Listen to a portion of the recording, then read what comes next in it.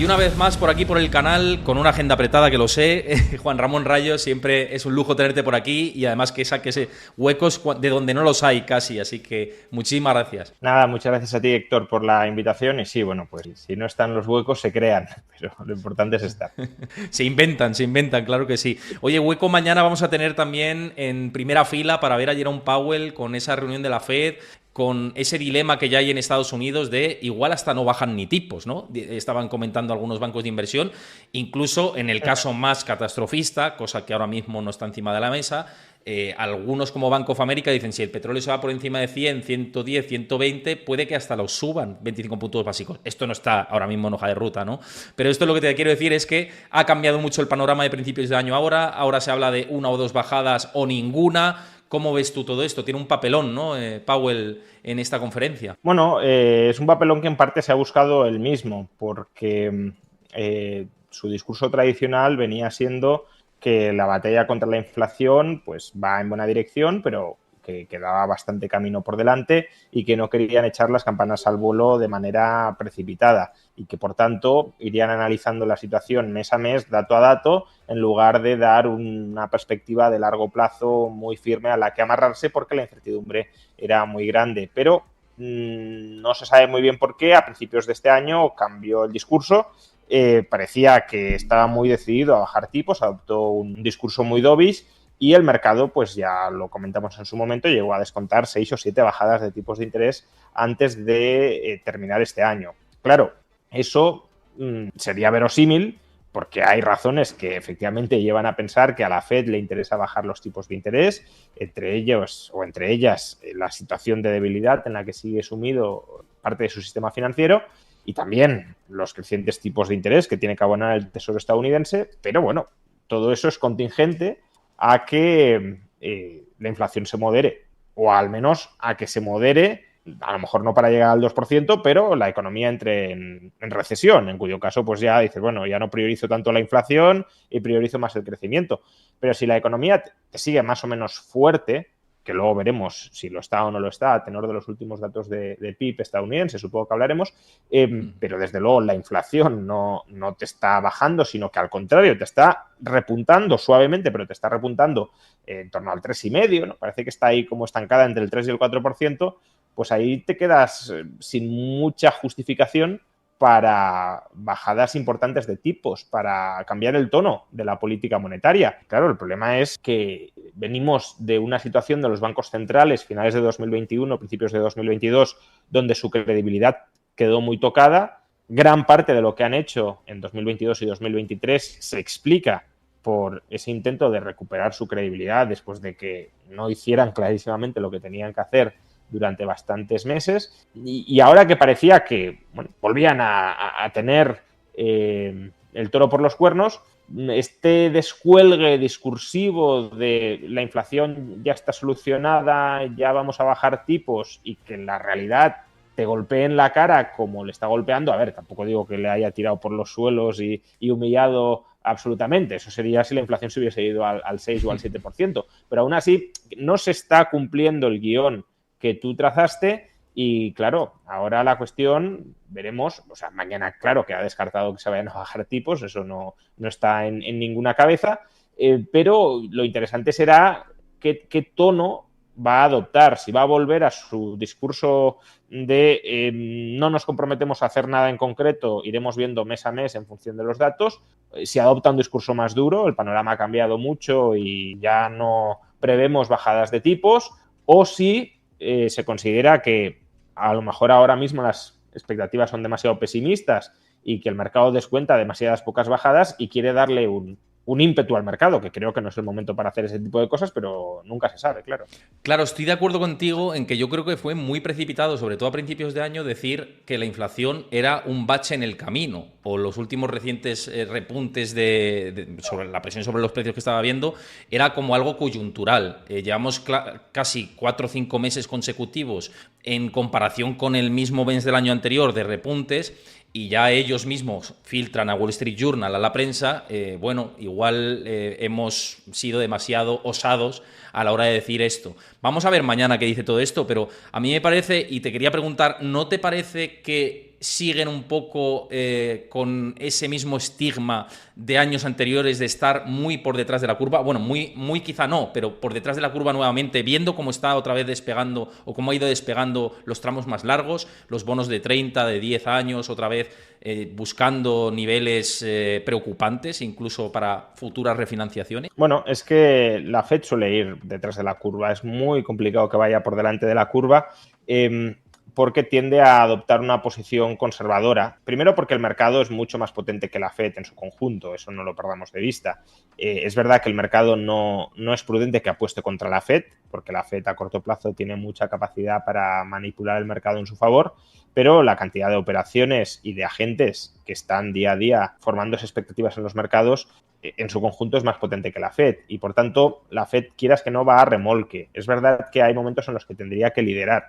Hay momentos en los que tendría que sorprender al mercado, ya sea en lo restrictivo o en lo expansivo, pero lo normal es que vaya por detrás de la curva y ahí está el eterno debate, ¿no? Si lo que hace la curva es anticipar lo que va a hacer la Fed, porque los mercados conocen mejor a la Fed que la propia Fed, o si la Fed en última instancia se adapta a lo que hace el mercado, ¿no? Porque bueno, si la economía está muy caliente y las expectativas de inflación repuntan, pues es que a la Fed no le, vamos, el mercado anticipará subidas de tipos y a la Fed no le quedará otra que terminar subiendo tipos si de verdad la inflación aumentara mucho, ¿no? Porque lo contrario sería alimentar todavía más esa dinámica. Ya no digo combatirla, sino alimentarla, ¿no?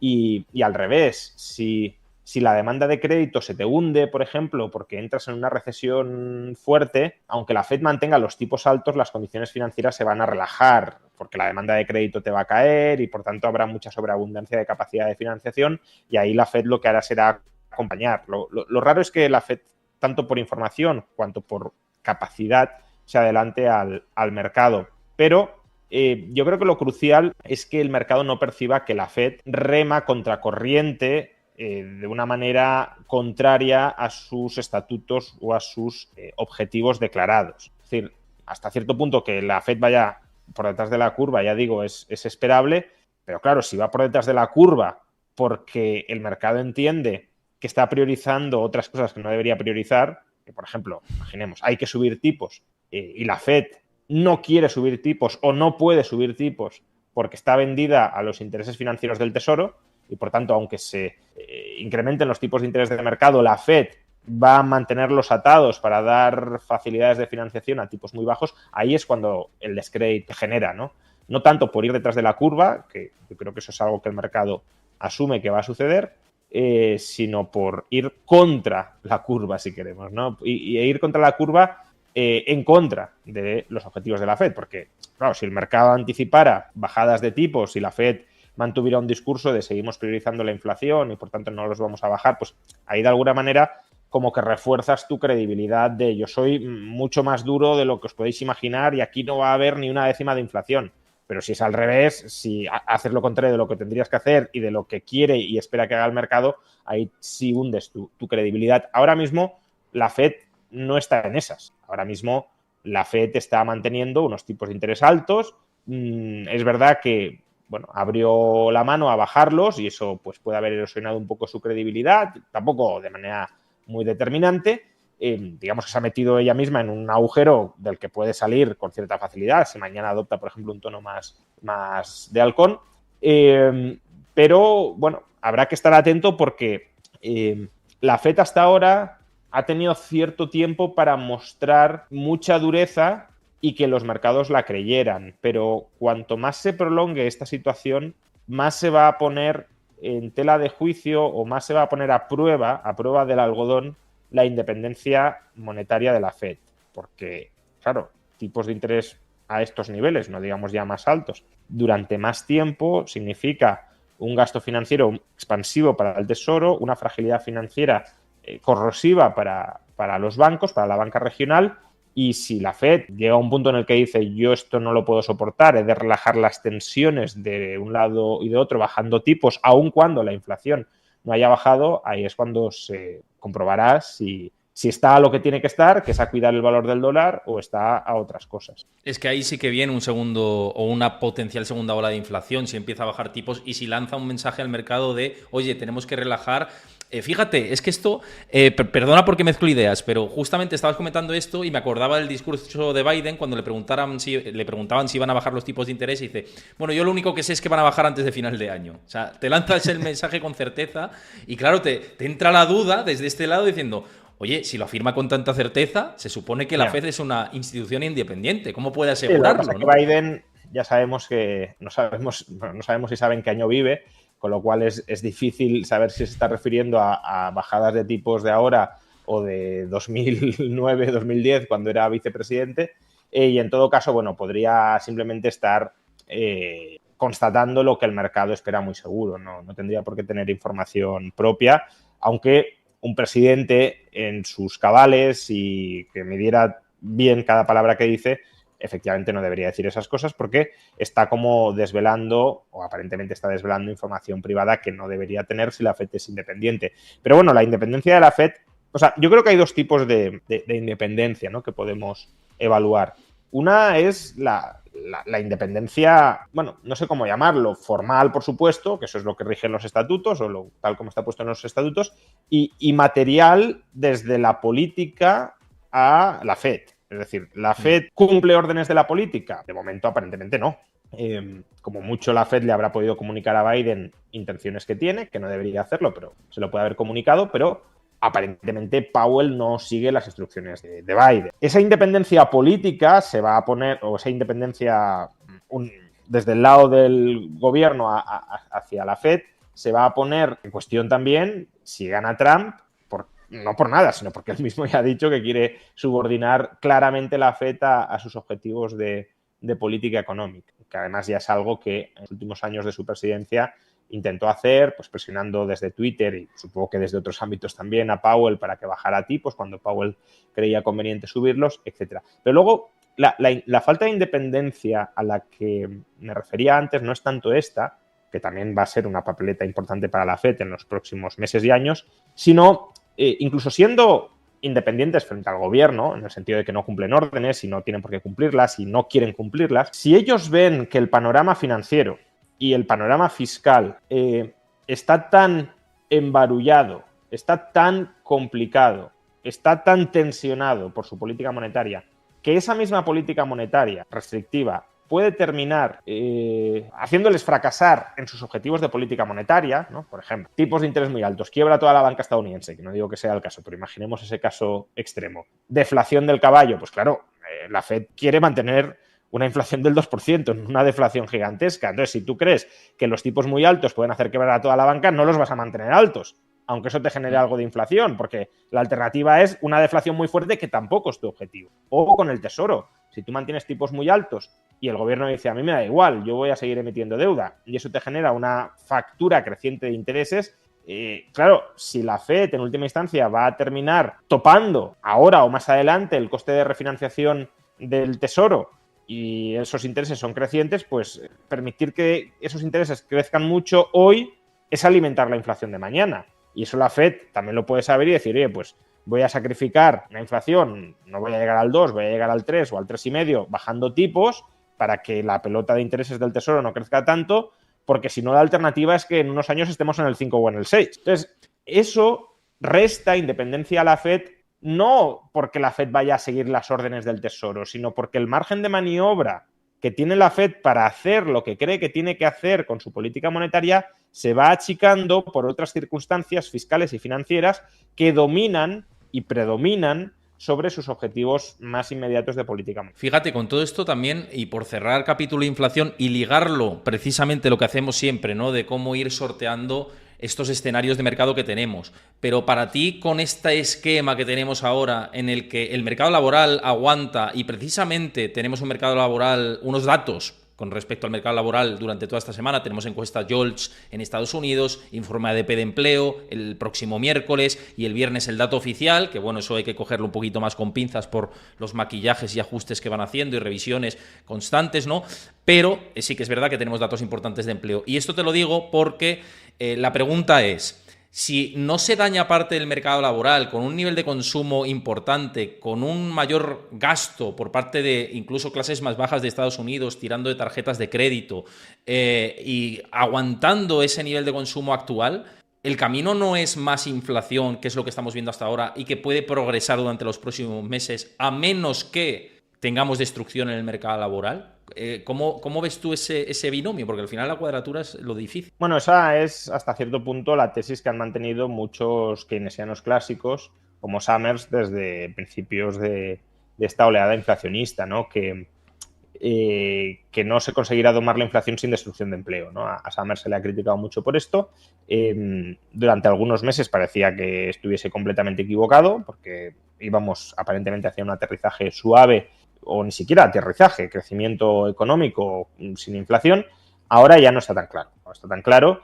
Es verdad que teóricamente, y esto creo que también en algún momento lo hablamos, cabe la posibilidad, es decir, que no es una imposibilidad teórica de que la inflación se modere y sin que la economía pinche.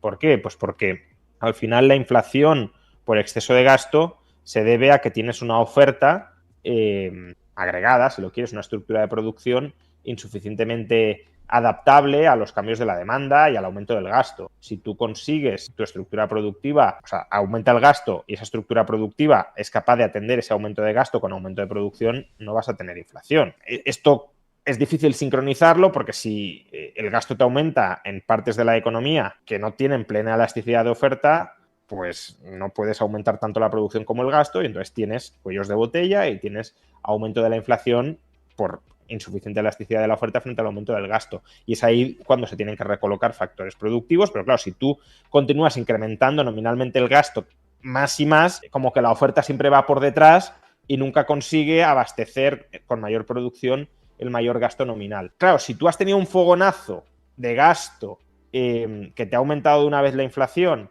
y luego se mantiene un crecimiento a partir de ese fogonazo estructural aumentado del nuevo nivel, un aumento del gasto, bueno, considerable, pero que va acompasado con una reestructuración de la economía, traslado de trabajadores, por ejemplo, de unos sectores a otros, que sí es capaz de abastecer a partir de ese momento los aumentos de gasto nominal, bueno, pues en principio podrías tener crecimiento sin inflación, no es imposible. Yo en algún momento comenté que, claro, a la luz de los datos, que parecía que la economía seguía creciendo mucho y que no había, vamos, que la ola inflacionista se estaba estabilizando, pues bueno, barajamos esa posibilidad de que quizá la nueva economía hiciera más fácilmente reconvertibles algunas partes de la estructura productiva, que los bienes de capital se pudiesen trasladar más fácilmente de un lado a otro sin implicar pérdidas de productividad importantes.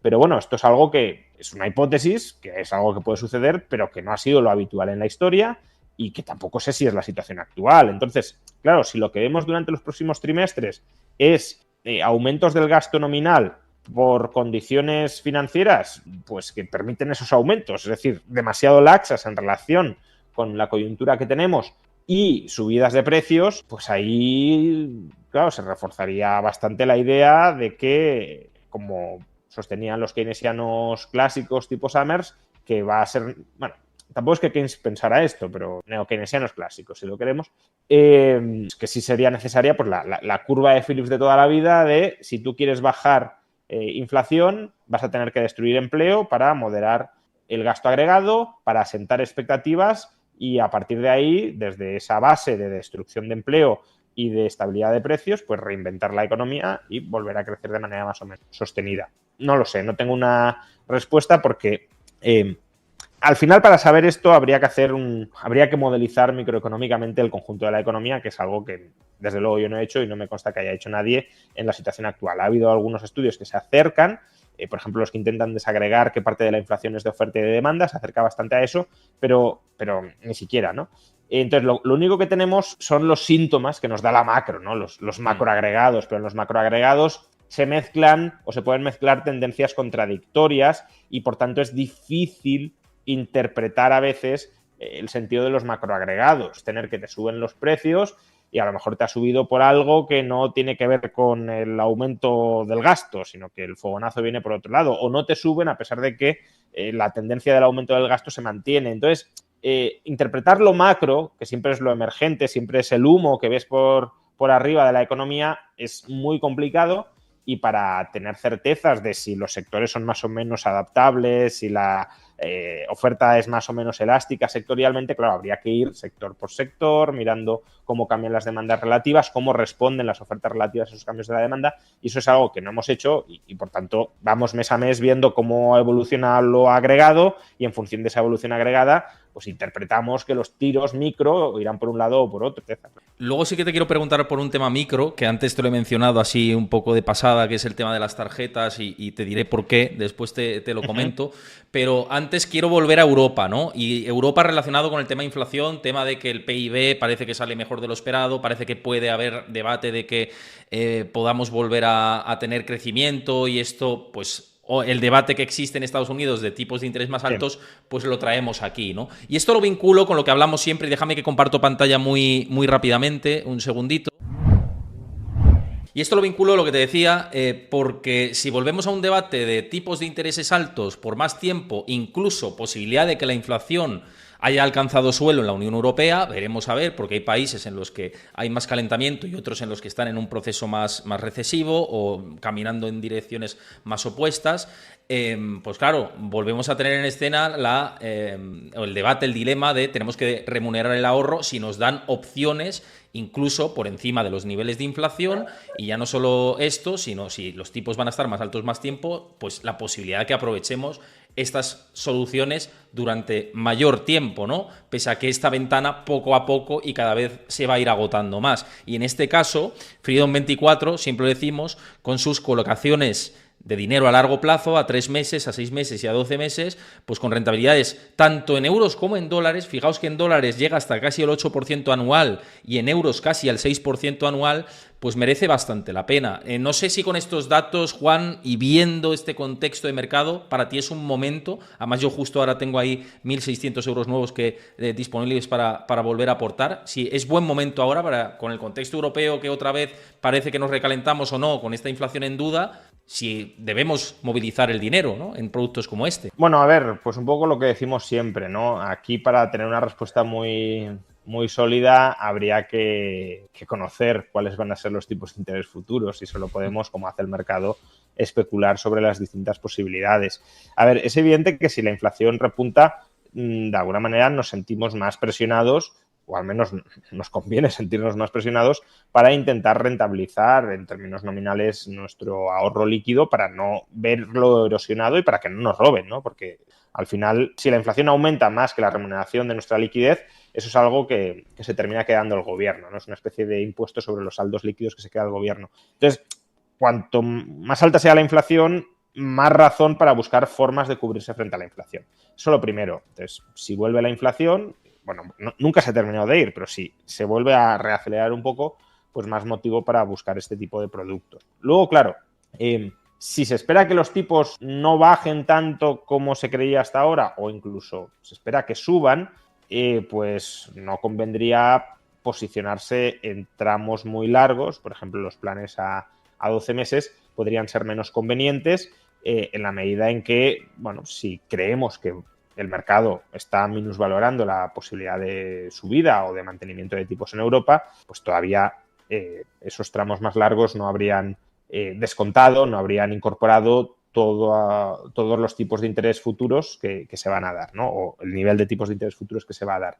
En cambio, si pensamos que los tipos pueden bajar y bajar más deprisa de lo que ahora mismo se teme, porque también podemos estar en un momento especialmente pesimista en materia de tipos, ¿no? A lo mejor la inflación deja de subir en los próximos meses, la economía ahora parece que está recalentándose, pero a lo mejor luego vuelve al parón y por tanto volvemos a una dinámica más similar a la de febrero, pues en ese caso sí sería muy interesante cerrarse tipos bastante altos como los que ofrece ahora Freedom para planes de ahorro ellos llaman a largo plazo, en realidad no es largo plazo, no son 3, 6 y 12 meses, pero bueno, ese plazo medio que nos cerraría una rentabilidad bastante interesante en términos generales, ¿no? Creo que estamos hablando, pues eso, del 5,8% en euros y del casi el 8% en dólares, ¿no? No es poca cosa. No es poca cosa. Anualizado, ¿eh? Aquí están las tablas lo que sería el porcentaje anualizado. Es decir,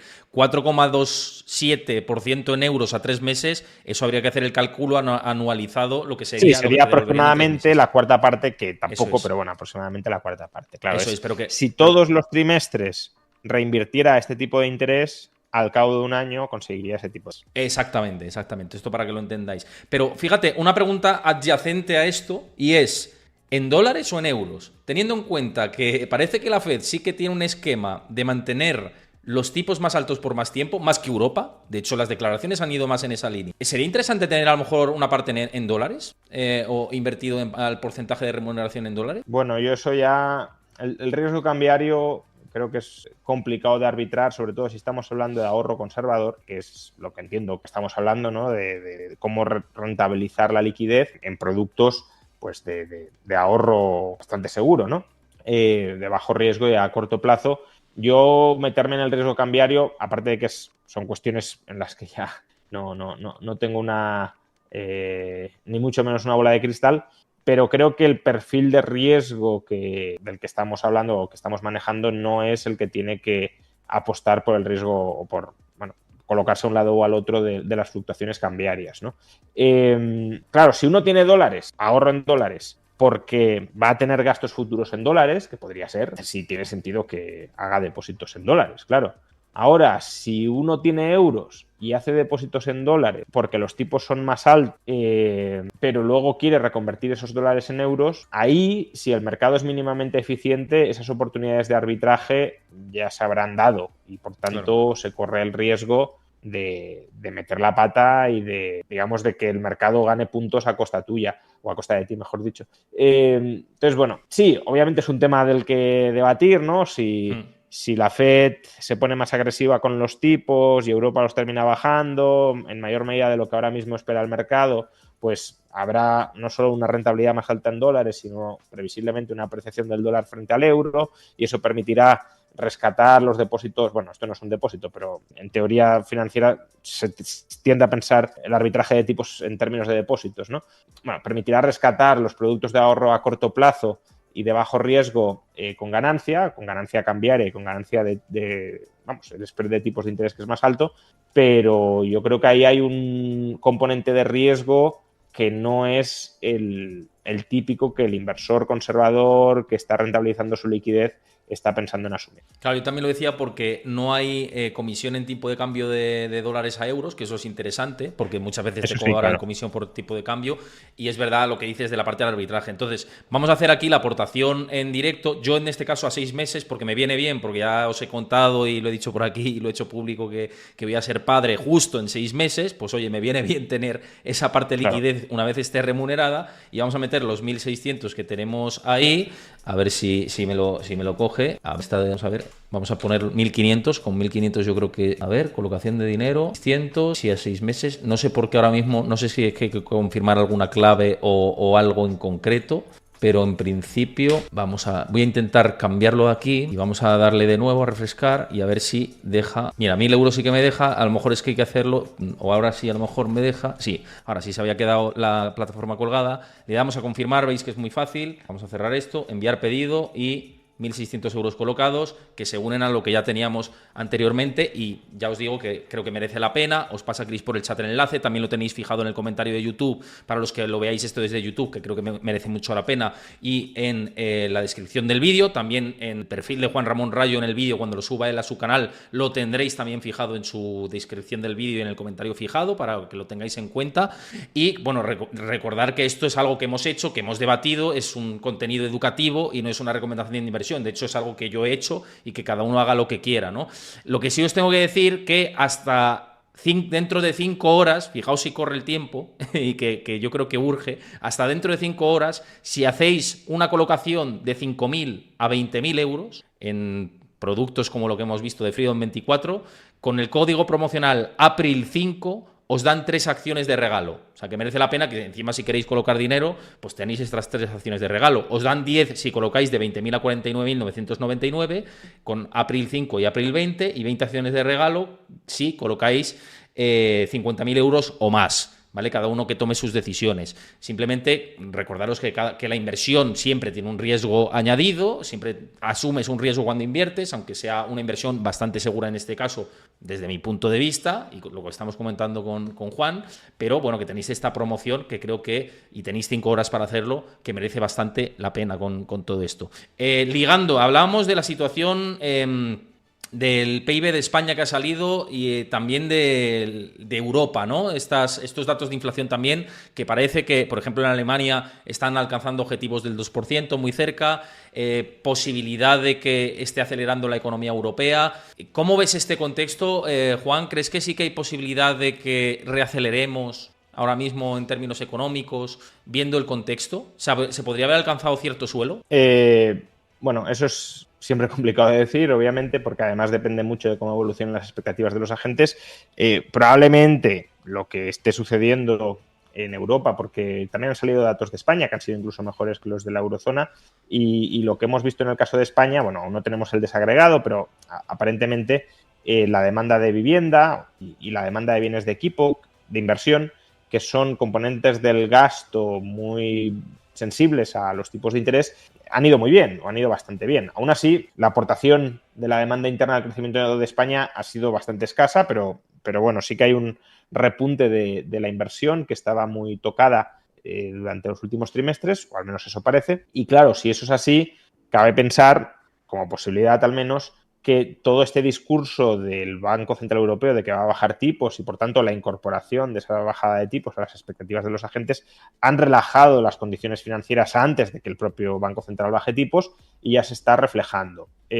Claro, aquí la cuestión es si esto también se ha producido en otras economías, hasta qué punto esto va a ser compatible con la estabilidad de precios. Entonces, también es algo que hemos venido comentando y analizando en directos anteriores. Europa ha conseguido controlar aparentemente la inflación porque su economía estaba parada. Pero si su economía se vuelve a poner en marcha, la inflación se va a mantener baja o va a repuntar. Tenemos el caso de España. España, como digo, es una economía que va mejor ahora mismo que el resto de Europa y también tiene una tasa de inflación que ahora mismo es casi un punto porcentual superior a la de la eurozona, ¿no? Es verdad que en parte en España también es porque algunas ayudas gubernamentales a los precios que habían mantenido la inflación algo más baja en 2023 han llegado a su fin y se han incorporado y por tanto han tenido ese efecto, pero bueno, aún así sí se está manteniendo la inflación española algo más caliente que la europea o la de la eurozona, como también lo está haciendo el crecimiento. Por tanto, si el crecimiento de Europa se recalienta, es algo que es difícil de saber, porque si mañana el BCE dice que no van a bajar tipos y se endurecen las condiciones de crédito, pues volveremos a tener otro shock negativo de crédito.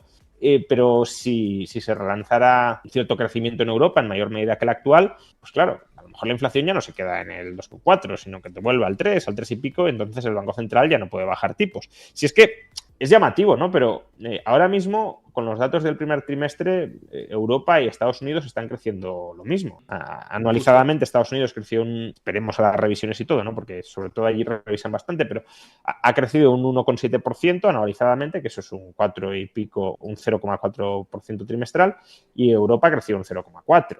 Y Estados Unidos tiene un punto más de inflación que la eurozona, pero también es verdad que la eurozona ha venido de un estancamiento total del crecimiento, mientras que Estados Unidos ha venido creciendo bastante en los últimos trimestres. Si los próximos trimestres Europa sigue creciendo a este ritmo, pues no sería sorprendente que los precios repuntaran con respecto a los niveles actuales y, por tanto, volviéramos a tasas de inflación, bueno, del 3, del 3,5, que son las que tiene Estados Unidos. Y en ese contexto, pues lo que decíamos antes, veremos cómo manejan los bancos centrales, porque claramente el 3,5, salvo que revisen sus objetivos de inflación a medio plazo, el 3,5 o el 3 está alejado de su objetivo de inflación y, por tanto, bueno, y está alejado con estos tipos de interés. Claro, si estuviera alejado con el 2, pues bueno, tendría margen, ¿no?, para subir un poquito más, pero si estamos en el 4, al menos la facilidad marginal de depósito en Europa y el 5,5, 5,75 en Estados Unidos, claro, que con esos tipos altos,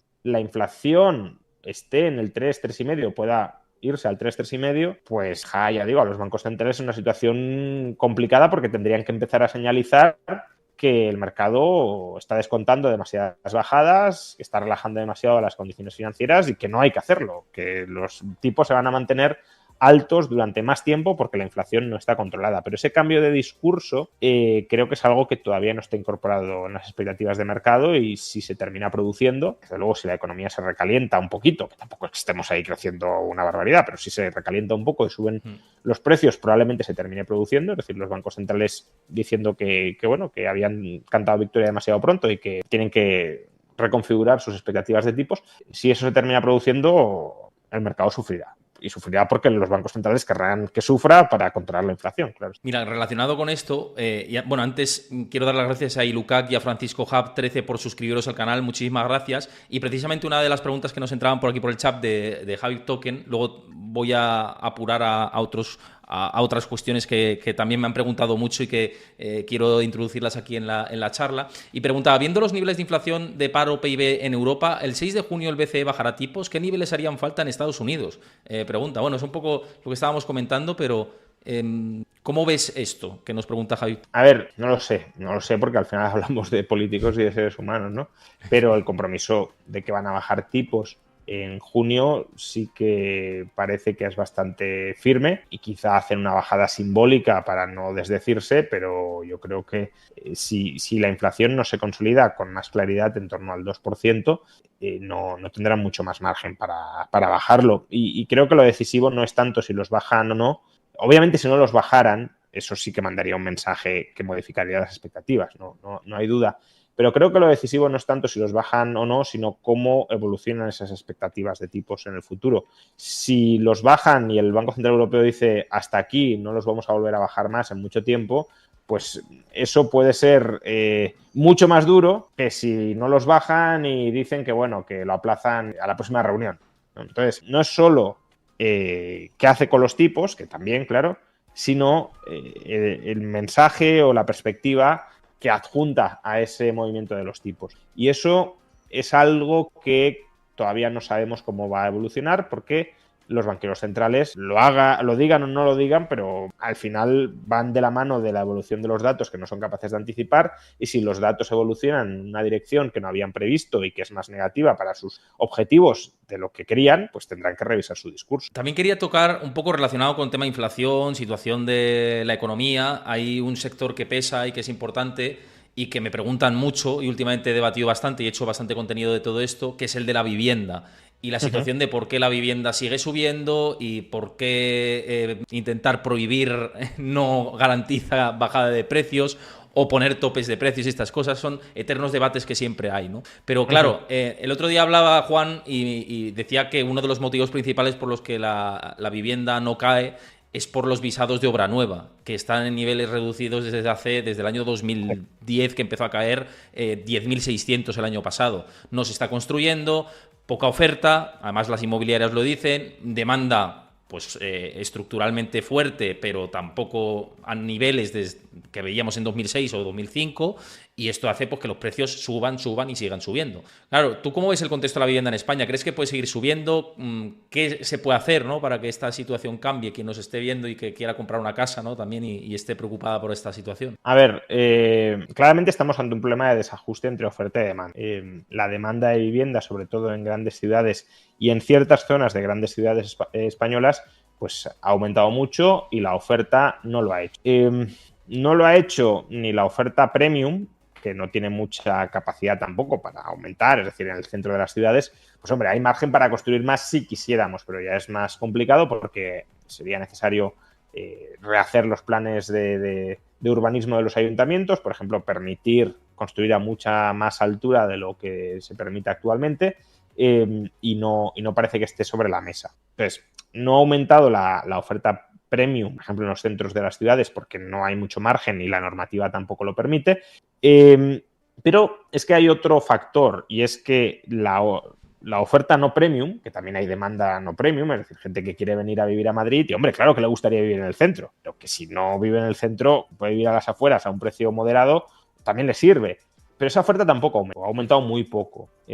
Si miramos la creación de nuevos hogares, pues en Madrid podemos estar en torno a 30.000 al año. Porque esto también a veces son cifras un poco que hay que matizar mucho. Por ejemplo, la población dentro de la M30 en Madrid no crece desde hace décadas. Claro, pero primero, que haya la misma población no significa que haya el mismo número de hogares, que antes un mismo hogar podía tener a 3, 4 personas y ahora hay muchos hogares unifamiliares o unipersonales, de tal manera que una misma población puede significar un número mucho mayor de hogares. En la vivienda hay economías de escala que las hemos ido perdiendo en la medida en que se ha ido fraccionando la familia y se han ido dividiendo las plazas de vivienda. Y luego, claro, aunque no aumente la población, sí que aumenta la demanda de gente que querría vivir dentro de la M30, de tal manera que, aunque se vaya uno, hay muchos que quieren entrar en su lugar y eso mantiene elevados los precios, ¿no? Porque, claro, si tú los bajaras, pues tendrías una demanda enorme. ¿Cómo racionas? Pues subiendo. Entonces, el aumento de los hogares ronda los 30.000 al año solo en la Comunidad de Madrid y la construcción de viviendas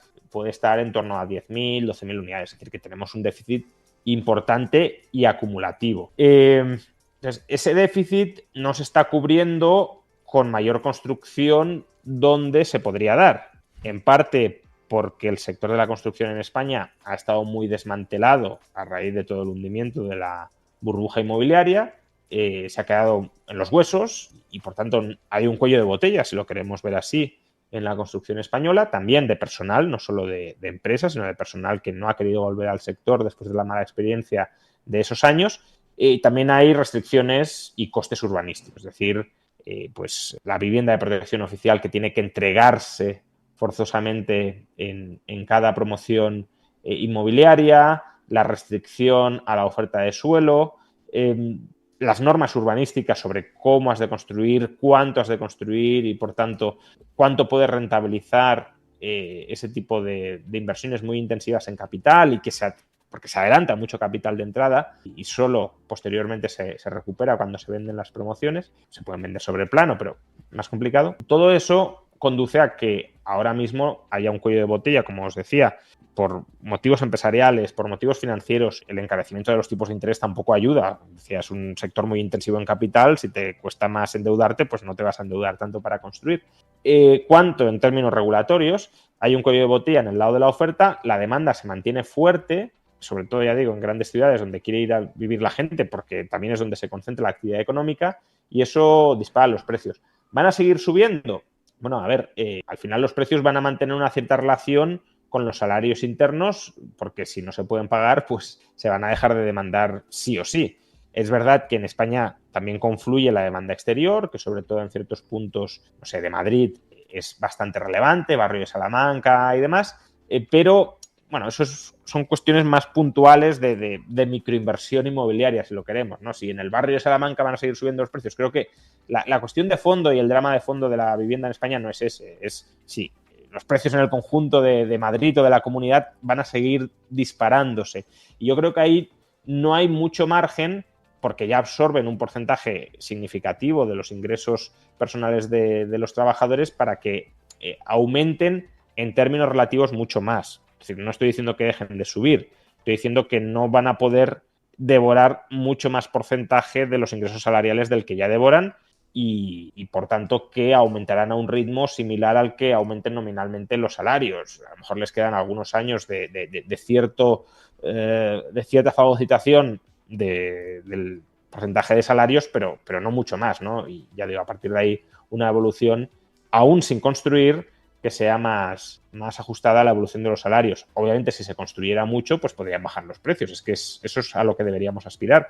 Pero, ya digo, ahora mismo no es tan sencillo incrementar la oferta empresarialmente y porque los políticos no ponen ni mucho menos de su lado liberalizando el suelo y la legislación urbanística. Claro, estos días me río porque he tenido un debate también con un seguidor, como a ti te pasa, ¿no? Con estos hilos que tienes abiertos con el amigo Sí. Garzón, ¿no? Que, bueno, pues cada uno debate desde su punto.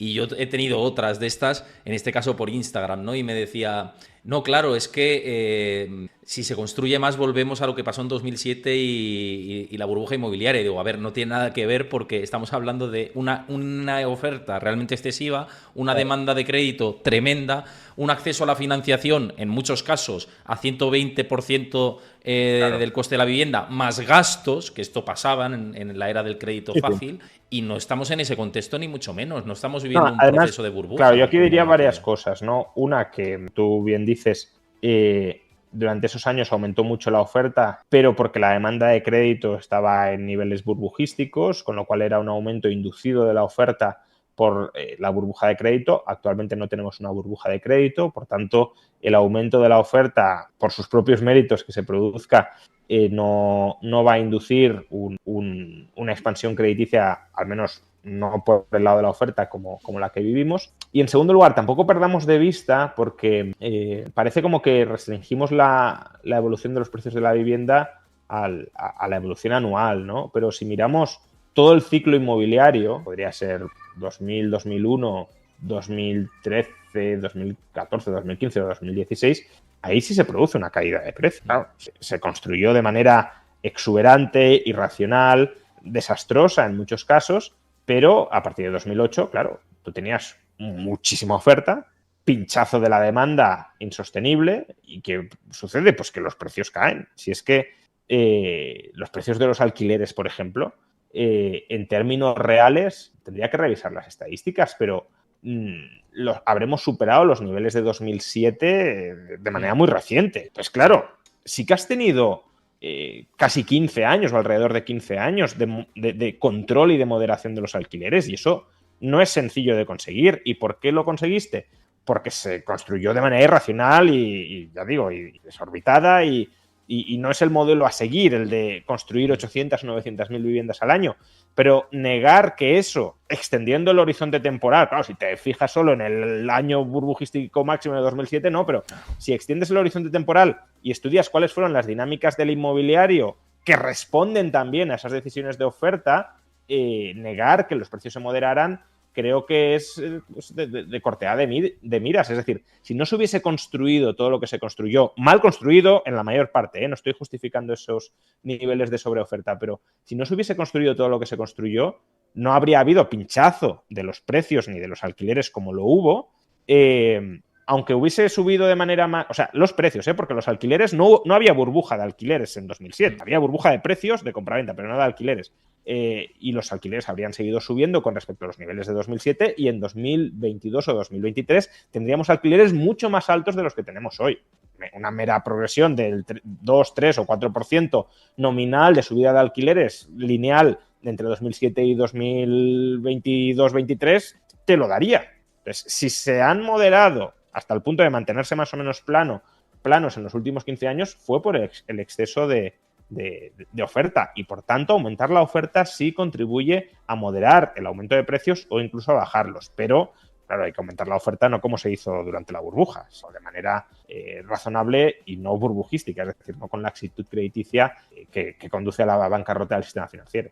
Mira, una última y ya lo vamos a dejar porque nos vamos pasando del tiempo, y es en relación a un comentario que hacían por aquí por el chat, que me parece interesante meterlo a colación con lo que estamos diciendo por cerrar el programa.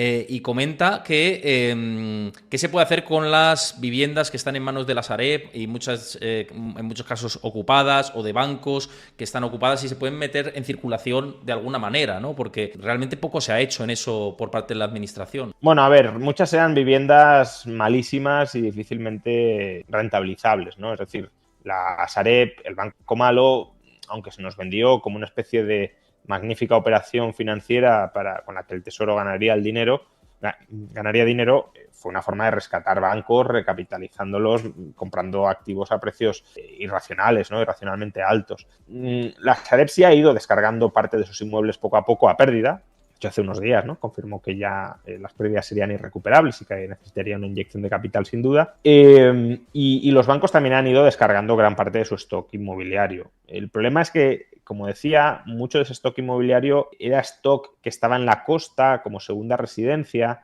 o pensado para segunda residencia, y todo lo bueno ya se ha ido vendiendo. quedan cosas malas, no sé, no he mirado los datos últimamente de cuánto queda, pero no es la gran solución al problema de la vivienda. El problema de la vivienda es cómo aumentamos la oferta de vivienda en ciudades como Madrid, Barcelona, Málaga, Valencia. Y en Madrid se puede, en Barcelona no se puede, pero entonces habrá que aumentarlo en otras ciudades mejor conectadas por transporte público con Barcelona. Y todo eso, pues, entraña, a mí no me gusta mucho el término, pero en este caso, tal como está organizada nuestra sociedad, no cabe otra, pues entraña de verdad una buena colaboración público-privada. Porque, claro, el sector privado no se va a poner a construir en zonas donde no estén bien conectadas por transporte, por ejemplo, o por transporte público. Y claro, si el sector público no da cierta certeza o no señaliza dónde puede llegar a extender el transporte público, pues tampoco habrá promoción privada. Pero si no hay promoción privada, o subidas de precios sin que se reactive el sector privado, o promoción pública. Pero promoción pública ya le estás dando al sector público un rol empresarial que no suele ser muy eficiente y que no conviene que tenga. Entonces, el sector público yo creo que no se está poniendo adecuadamente las pilas en muchísimos sentidos, no solo en suelo o en regulación urbanística, sino también, pues eso, con buenas conexiones de transporte público, en establecer dotaciones de servicios públicos, sanidad, educación pública, que cuidado, yo no soy partidario de todo esto, pero obviamente un ciudadano que paga sus impuestos para tener sanidad y educación pública, porque ya que te quitan el 50% de lo que ganas, pues al menos que te cubran ciertos de esos gastos.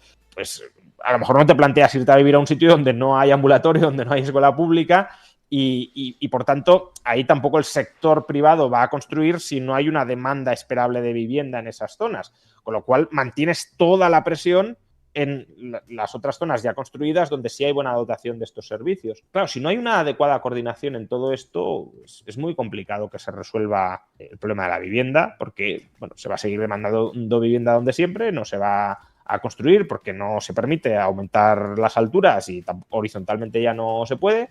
Y nada, pues a pelearse entre todos para vivir en esas pocas plazas subiendo precios. Efectivamente. Bueno, yo creo que queda esto bastante claro y el programa bastante completo también. Lo dicho, Juan, que un placer tenerte por aquí. Recomiendo a toda la audiencia que no te haya conocido, que seguramente el 99,9% sabe quién eres, pero quien no lo sepa, pues le estáis siguiendo ya por redes, por su canal de YouTube, por supuesto.